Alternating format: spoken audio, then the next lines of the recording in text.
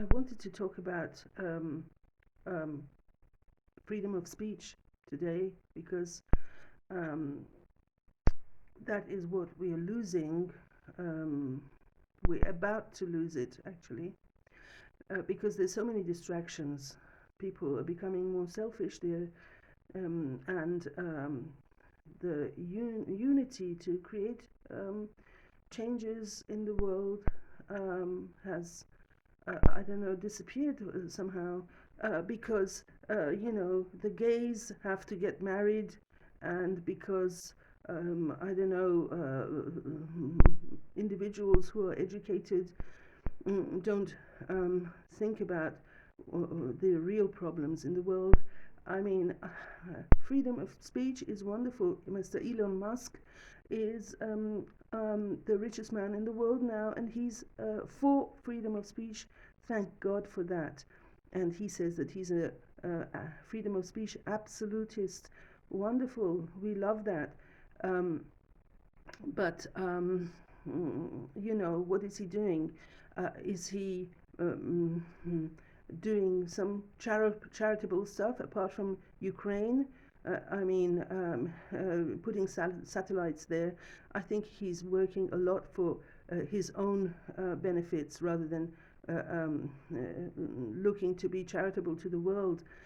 He says that the world population is not enough. There should be more people in the world. Well, what about all the children who are starving in Africa? I mean, could he put an end to it? In some charitable way?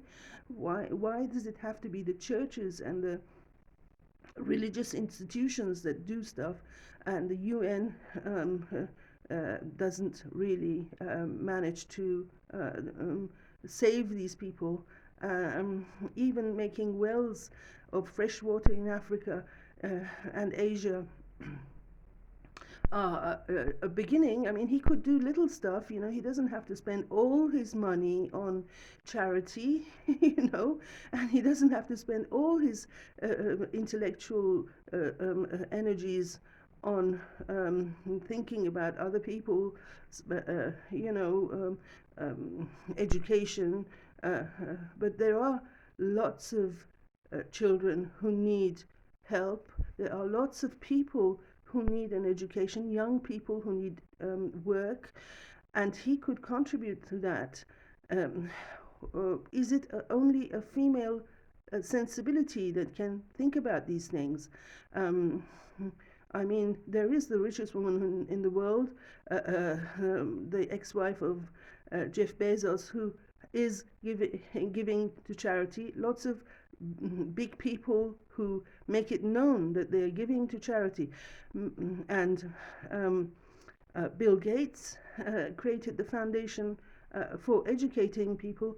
I mean, those are people who think about other people. Freedom of speech is great. I can give you lots of ideas with my freedom of speech if you want, but it has its limits. We are all going to be shut down soon enough. As he says, AI is coming in. Artificial intelligence is going to probably limit our freedoms, and the big powers are going to use it against the ordinary people, and more control, more surveillance is going to mean that we are going to have less of a say in how to live in this world. Already the seas are being trawled, and in a savage way. All the environment is being ruined by this uncontained, unregulated way of fishing, and of getting animals for an industry of feeding the millions of people. I mean, we are destroying the environment, and Greta is not the only one who should be speaking about it. We should all be saying something about how our environment is being ruined. Uh, you know, I mean, I think it's a male thing, because look, when Chernobyl happened, the rivers dried up in my country. I'm from Iran, and all everything changed. Climate change came in, and now water is going to be a problem. I mean, it is, and it will be in that region, and so. Uh, More nuclear energy. I mean, they are after more nuclear energy. They that government, what do you, it is so funny, if it wasn't sad, one could make a comedy and laugh about it, but it's the fact is that these people, instead of being after the use of solar power, they're into nuclear energy. Fine, they're the ones who rule. Now with surveillance, nobody can say anything about it, and they're the only ones who can decide and who will decide that they want nuclear energy at the cost of, the ordinary people dying of starvation. I mean, do we all want to be like North Korea? I mean, they starve their people. That's not a pretty thing, you know. I mean, nobody has respect for a government that starves its own people.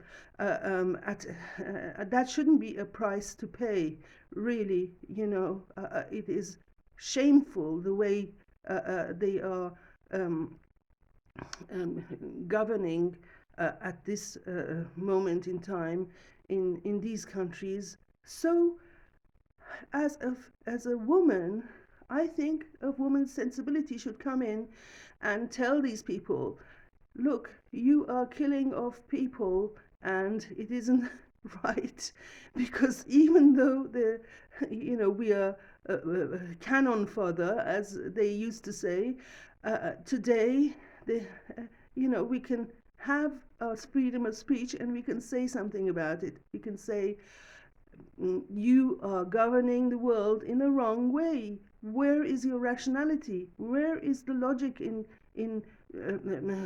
this way of using uh, um, um, nature and its riches?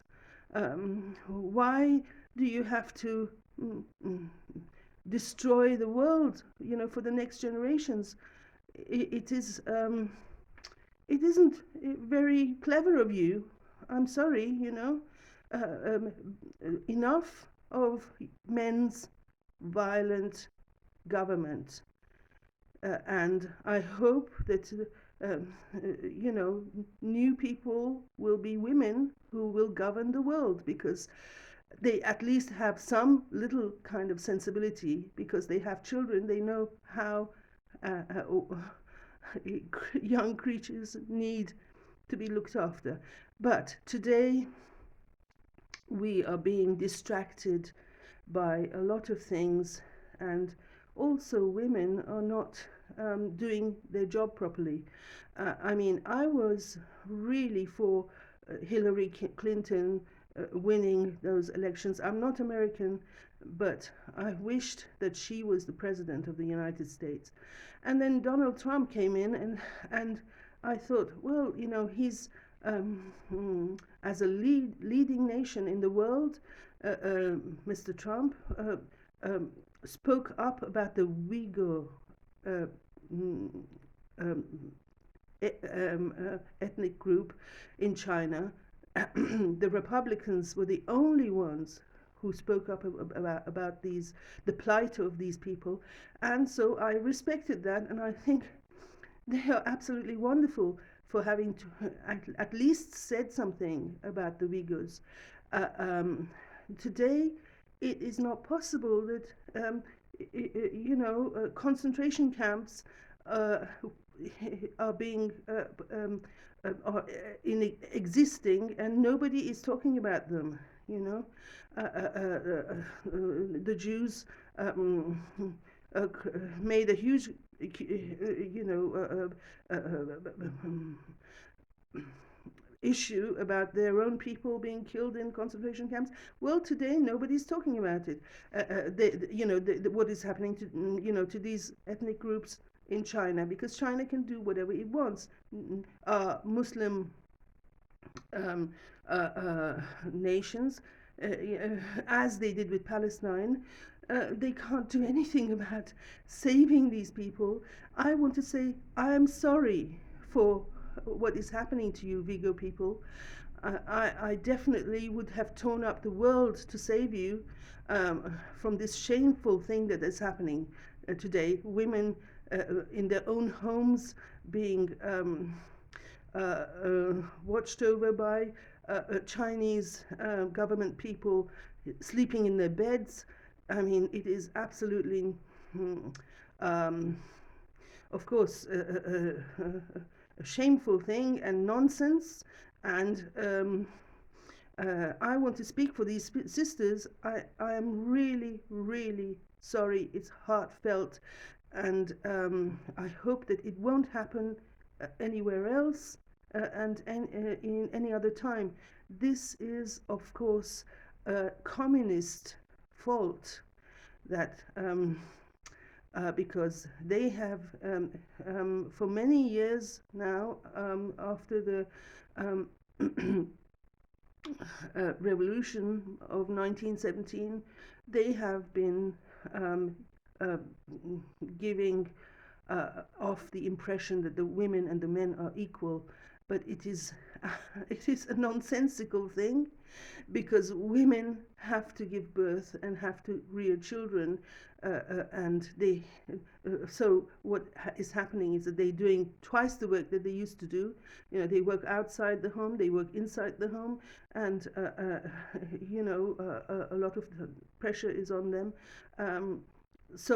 What is happening with the Uyghurs is going to be an indication of what is going to come next, because this minority is educated, is middle class, is rich, um, has had the just like Hong Kong people, just like Shanghai people. I'm not saying that they are the only ones, but these are the sacrifices that China is making in order to compete with the West, in order to send spaceships to Mars, in order to uh, uh, create a bigger power in Asia and in Africa. So I used to like what was happening in China. I must say, it was very impressive. And like all Asians, I was looking up to this new um, era of hope, of development. But then what happened in Sri Lanka with the Belt and Road project, which is in many different countries. The Road and Belt project is a project where Chinese pay for things being constructed, roads and other big constructions, big projects, being paid for China, worked by Chinese people and engineers and whatever workers. They don't even use the native people. They don't teach them, they don't make them have any know-how. This is what is happening in Africa, and I've seen people talk about it and saying, well, if they're not using African workers, they're not being charitable at all. They're just doing their own interests, and it's only money. I mean, they're only interested in materialistic things. And so I want to come back to this, because the communists were for the people, ideally speaking, but unfortunately what is happening is that they're using anything human against people. sexuality is one of them. What happened in 1993, 95, the war in Bosnia showed us this, because the Serbian communists used sexuality in a savage way. They and I remember this. I remember reading in the papers every day, and seeing documentaries of this. Women being put into camps, especially in order to be mm, impregnated by Serbian men. Absolutely shameful practices, and it was using war tactics and the sexuality of women and also families. There were times when they did really, I mean, too shameful to even talk about, to mention. But the Serbs are the ideology behind um, um, the sexual war tactics, using sexuality on all the war tactics, psychological pressures, and so they're experts in it. And now the Chinese are doing the same thing against the Uyghurs. I mean, hey, we want a better world. We don't want to go to Mars and be shameful, immoral people. You know, what will happen is that go up to Mars and become inhuman, and let the artificial intelligence order our life. This is freedom of speech, and I'm saying it. We don't want to go to Mars to be savages. We want to stay on Earth and live like human beings and live with dignity. Even if poor, it's okay, but dignity is the first thing. Communists were the people who wanted equal life for everybody, as in everybody could eat, everybody could go